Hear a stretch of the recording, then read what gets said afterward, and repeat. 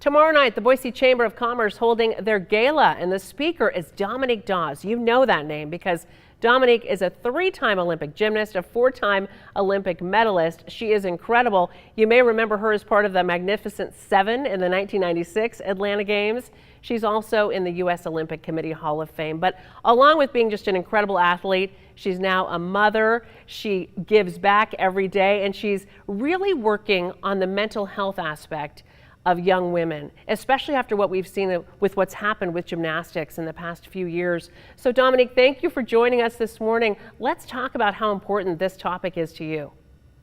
Well, the topic of mental health is very important. In the former Olympic Games 2021 in Tokyo, Simone Biles, one of the greatest athletes out there, spoke out about the importance of mental health and even backed out of the team competition and the all-around competition because citing mental health reasons and her physical health. And, you know, I think everyone knows what's happened in the sport of gymnastics. It's got a major black eye with everything that's gone on with Larry Nassar, the Olympic team doctor, who I knew for over 10 years of my childhood. And while he didn't sexually abuse me, there were a great deal of abuses going on in the sport: verbal abuse, emotional abuse, psychological abuse.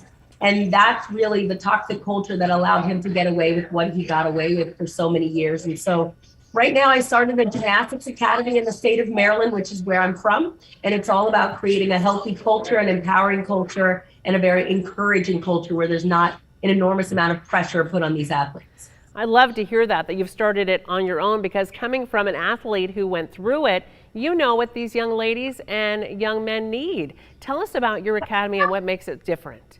Well, I think people don't recognize the level of sacrifice that young gymnasts make. We are not college-age athletes where we're then committing a full-time job to the sport of gymnastics. It starts as early as 4 years old, 5 and 6 years old, where the pressure is put on us, and then we're expected to literally sacrifice our whole childhood for this one dream. And there's such a slim percentage of young girls that actually make it to the Olympic team. And even if you do make it to the Olympics, even if you stand on top of the podium with the gold medal around your neck like I did and your hand over your heart hearing the national anthem, it does not always equate to happiness and fulfillment. And that's why at my academy right now, we are focused on preschool, recreational gymnastics. Also, I have a ninja academy, which is similar to American Ninja Warrior, to really put the fun and excitement and encouragement back into the sport that I love. And then slowly we'll develop that competitive aspect, but I don't want young people to sacrifice their childhood. Oh, I think that sounds incredible. This is what the sport needs right now.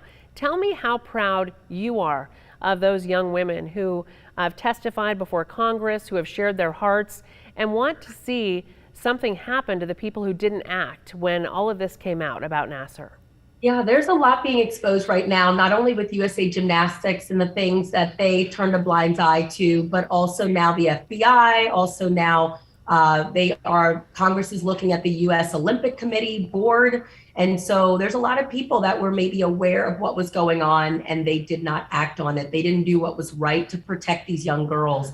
And I love the fact that these 4 very strong survivors spoke out, they testified on the Hill, and they know that their voice is powerful and that they're going to change the sport of gymnastics. But we also know this has gone on in USA Swimming with the level of abuses there. And then also now the National Women's Soccer League is experiencing this as well with regards to abuse from the coaches. And so we really need to clean up sports, women's sports, and to make sure we're in healthier environments. Absolutely, pulling back that curtain and cleaning things up. Dominique, before we say goodbye to you, tell us about what you plan to speak about at the gala here in Boise this week. Yes, I'm so excited to come to Boise tomorrow, and I'll be there at the evening event, speaking to the chamber. And I love sharing my Olympic journey, but I also love sharing my journey now as being a mom of 4 young kids. Right now, 2 of them are running around in the house somewhere. But just how the sport of gymnastics did prepare me for life. It prepared me for motherhood.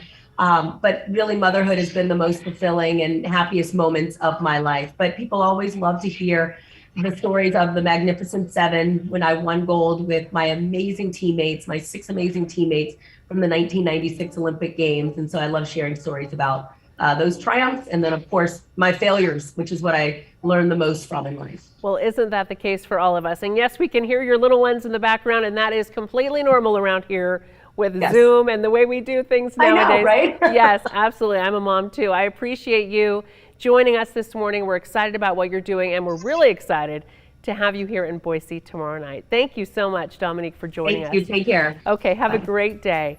And